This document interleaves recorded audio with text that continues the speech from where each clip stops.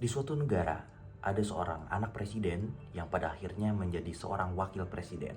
Apa itu kebetulan? Mungkin. Tapi sejak saat itu, satu kata langsung ramai dibahas di mana-mana, yaitu nepotisme atau orang dalam. Halo, saya Rizky Akbar dan kali ini saya tertarik untuk membahas terkait nepotisme dalam perspektif Islam. Istilah orang dalam sebenarnya bukan lagi hal asing bagi kita semua. Mungkin kita pernah mendengarnya saat melamar kerja, mendaftar organisasi, atau bahkan ketika ada seseorang yang mendapatkan suatu posisi karena memiliki hubungan yang erat dengan orang yang mungkin berpengaruh. Nah, fenomena ini seringkali dikaitkan dengan nepotisme, yaitu praktik memberikan kesempatan ataupun keuntungan kepada keluarga, kerabat, ataupun orang yang dekat dibandingkan orang lain yang mungkin memiliki kompeten ataupun lebih layak.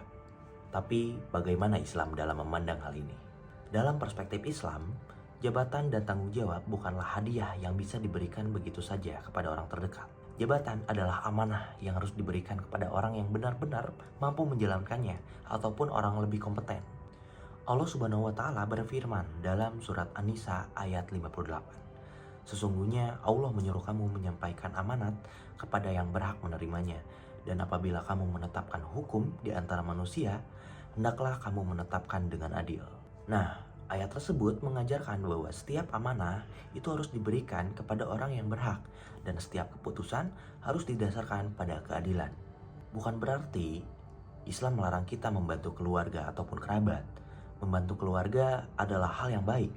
Namun, ketika hubungan keluarga dijadikan alasan untuk mengalahkan orang lain yang lebih layak, disitulah nilai keadilan mulai terganggu.